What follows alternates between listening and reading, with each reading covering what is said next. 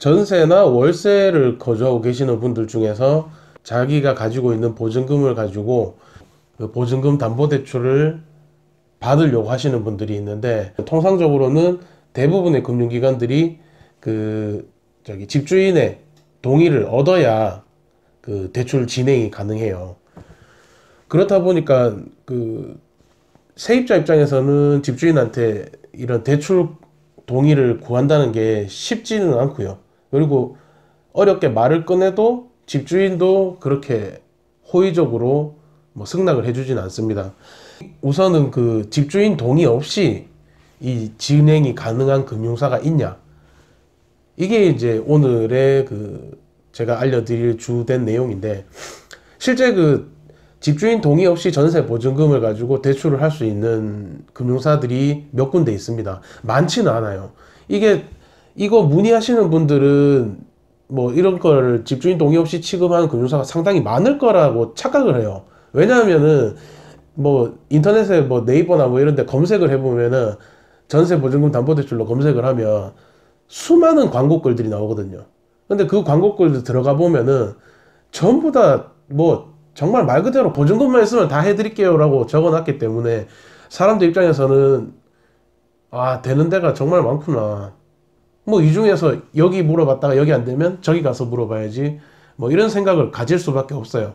그 광고들이 다 그렇게 돼 있으니까. 우선은 제가 딱 정확하게 말씀드릴 거는, 전세나 월세 보증금을 가지고 금융권에서 이 보증금을 통한 대출을 받으실 때 집주인 동의가 없이 진행되는 금융사는 딱 정확하게 캐피탈은 3군데, 그리고 저축은행은 아예 없고요. 그 다음에 나머지는 대부업체인데, 대부업체 같은 경우에는 실제 진행되는 금융사는 2군데라고 보시면 됩니다.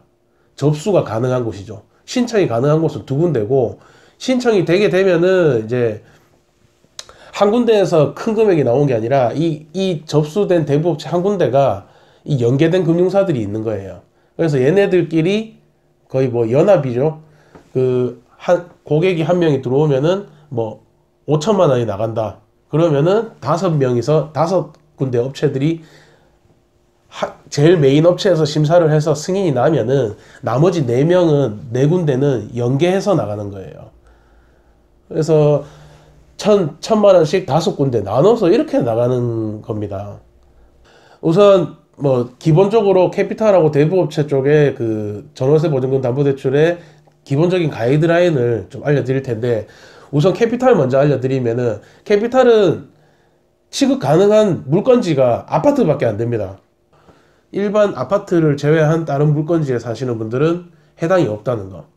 캐피탈에서 받으려면은 무조건 아파트 사시고 전세 보증금이 5천만 원 이상이 넘어가야 돼요. 그리고 이제 신용 등급도 거의 대부분 6등급 이상 나오셔야 됩니다. 그리고 채무가 많으면 또 안 되세요. 신용 대출 채무가. 이 전세 보증금으로 캐피탈권에서 대출을 받아야만 되는 사람들은 어떤 경우에 있냐면, 내가 지금 현재 일을 쉬고 있거나 어떤 일반 신용 대출을 받기에는 약간 자격 조건이 애매해요. 안 돼요. 모자라는 경우에 이제 직장이 없고 소득 증빙이 안 될 경우에 이제 보증금을 가지고 이제 대출을 받게 되는 겁니다. 그리고 중요한 거는, 캐피탈권에서 나가는 이 전월세 담보대출 같은 경우에는 집주인 동의 없이 진행하는 담보대출 상품을 얘기하는 거예요. 담보대출은 아닙니다. 정확하게는 신용대출의 형식이라고 보시면 되고요. 어떤 전세 보증금에 대한 권한을 바로 행사하게끔 전세 계약서를 가져간다거나 아니면 전세권 설정을 한다거나 그런 거는 전혀 없어요. 캐피탈권은 조건이 까다로운 대신에 이제 신용대출 방식으로 나가는 거고요. 그리고 이제 캐피탈에서 안 되시는 경우, 이제 아파트가 아니라거나 신용등급이 안 된다거나 채무가 많다거나 이런 분들은 이제 대부업으로 넘어가게 되는데, 대부업 같은 경우에는 이제 여기는 이제 거의 담보대출 형식이라고 보시면 돼요. 일단은 진행이 되게 되면은 전세 계약서 원본을 제출을 하셔야 되고요. 금융사에서 가져갑니다. 그리고 만약에 신용 등급이 안 좋으신 분이라거나 정말 조건이 열악하신 분들은 이 집주인한테도 연락이 갈 수가 있어요. 그렇기 때문에 너무 상황이 안 좋으신 분들은 집주인 동의가 필요할 수 있다는 것도 염두하셔야 되고, 그리고 아까 전에 앞에서 언급했지만은 대출을 진행하게 되면은 한 군데에서 받는 게 아니라 큰 금액을 받으시려면은 뭐 한 대여섯 군데 나눠서 이렇게 받아야 되기 때문에 금융사도 많이 분산될 수 있다는 거. 전세 보증금을 가지고 보증금을 담보로 대출을 받고 싶다고 문의를 하시는 분들이 기본적으로 가지고 있어야 되는 거는 전세 계약서가 내 이름으로 돼 있어야 될 거고요. 그리고 이 전세 보증금이나 계약금을 집주인한테 내 통장에서 집주인한테로 직접 줬는 이체 내역이 있어야 됩니다. 그런데 대부분 이게 이체 내역이 구비 안 되는 분들은 나이 어린 분들이 많아요. 20대 분들. 엄마 아빠가 뭐 저기 어디 대학교 옆에 아니면 혼자 자취하라고 보증금 뭐 3천만 원, 5천만 원 들여서 집을 구해주죠.